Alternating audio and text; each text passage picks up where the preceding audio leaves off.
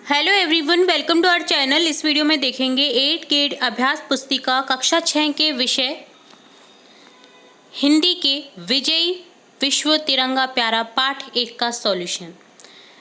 विषय हिंदी के अलावा और भी विषय के जिन भी विषय के आपके 8 गेट अभ्यास पुस्तिका उपलब्ध हैं, सभी विषय से रिलेट हमने हमारे चैनल पर वीडियोस अपलोड कर रखे हैं। अगर आपने किसी कारणवश कोई भी वीडियो मिस कर दिया है तो आप हमारी चैनल की प्लेलिस्ट में जाकर के इन वीडियोस को चेकआउट कर सकते हैं।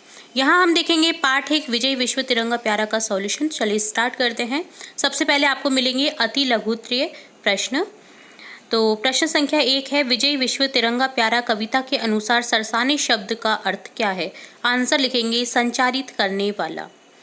क्वेश्चन सेकंड है, भारत माता रेखांकित शब्द युग्म में किस विराम चिन्ह का प्रयोग किया गया है? आंसर लिखेंगे योजक चिन्ह। भारत माता में कौन सा चिन्ह आया है? विराम चिन्ह, योजक चिन्ह आया है, जिसे बोलते हैं योजक चिन्ह। जो ये भारत और माता के बीच में जो लगा हुआ चिन्ह है, इसे बोलते हैं योजक चिन्ह।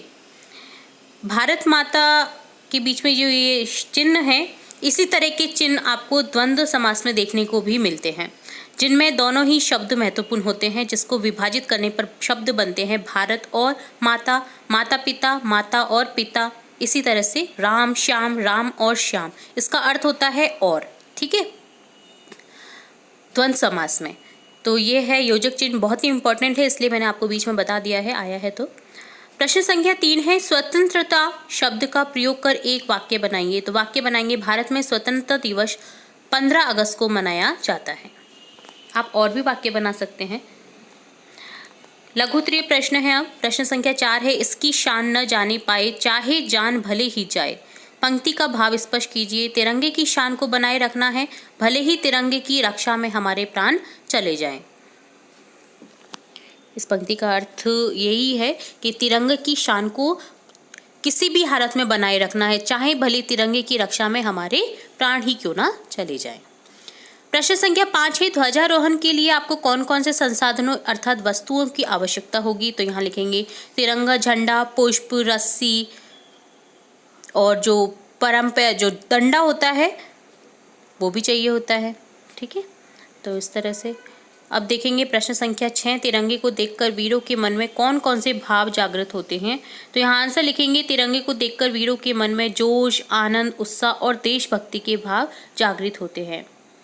प्रश्न संख्या 7 है, विजयी विश्व तिरंगा प्यारा कविता में कवि ने तिरंगे झंडे को ऊंचा रखने के लिए क्या क्या करने की बात कही है? तो यहाँ आंसर लिखेंगे कविता में कवि ने तिरंगे झंडे को ऊंचा रखने के लिए देश के वीरों को निडर बने रहने की, देश हित में प्राण न्यौछावर करने की और स्वतंत्रता की लड़ाई को वास्तव में जीतकर प्रतिज्ञा पूर्ण करने की बात कही है।